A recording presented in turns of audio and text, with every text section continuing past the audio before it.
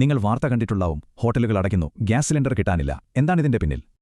പലരും ചോദിക്കുന്ന ഒരു ചോദ്യമാണിത്. പക്ഷെ ഉത്തരം തുടങ്ങുന്നത് ഇവിടെയല്ല, വളരെ ദൂരെയാണ്.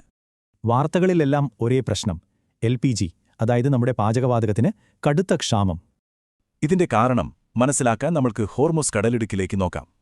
ലോകത്തിന്റെ ഊർജ്ജ ജീവനാഡിയാണിത്. ഏറ്റവും വീതി കുറഞ്ഞ ഭാഗത്ത് ഇതിനു വെറും 3 കിലോമീറ്റർ വീതിയേയുള്ളൂ. എന്നിട്ടും ലോകത്തിലെ 20% എണ്ണയും കടന്നുപോകുന്നത് ഈ ചെറിയ വഴിയിലൂടെയാണ്. ഒന്നാലോചിച്ചു നോക്കൂ. അടുത്തിടെ അമേരിക്കയും ഇറാനും തമ്മിലുള്ള പ്രശ്നം വഷളായി. അതോടെ ഇറാൻ ഈ പ്രധാന പാത അങ്ങ് അടച്ചു.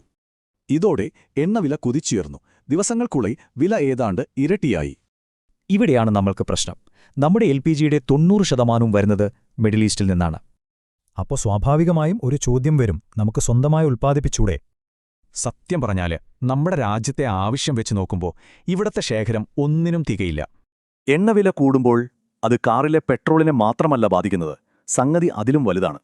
നമ്മൾ ദിവസവും ഉപയോഗിക്കുന്ന പ്ലാസ്റ്റിക്, സോപ്പ്, ടയറ്, എന്തിന് മരുന്നുകളിൽ പോലും ക്രൂഡ് ഓയിലുണ്ട്. ഇതൊരു ചെയിൻ റിയാക്ഷനാണ്. സംഘർഷം പണപ്പെരുപ്പമുണ്ടാക്കുന്നു. അത് സാമ്പത്തിക മാന്ദ്യത്തിലേക്കും നയിച്ചേക്കാം. ചരിത്രം നോക്കിയാൽ ഇത് ആദ്യത്തെ സംഭവമല്ല. മുൻപും നമ്മളിത് കണ്ടിട്ടുണ്ട്.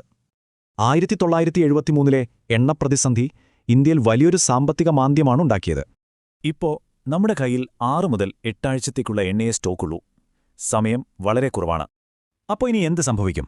വിദഗ്ധർ 4 സാധ്യതകളാണ് മുന്നോട്ട് വയ്ക്കുന്നത്. ഒരു ഒത്തുതീർപ്പിനാണ് കൂടുതൽ സാധ്യത. ഈ അനിശ്ചിതത്വം കാരണം നമ്മൾ തയ്യാറെടുക്കണം. സാമ്പത്തിക അച്ചടക്കം പാലിക്കുക, ഒരു എമർജൻസി ഫണ്ടുണ്ടാക്കുക. അവസാനമായി ഒരു കാര്യം: ഈ ലോകത്ത് ഒരു പ്രതിസന്ധിയും നമ്മളിൽ നിന്ന് ഒരുപാട് ദൂരെയല്ലെന്ന് ഈ സംഭവം ഓർമ്മിപ്പിക്കുന്നു.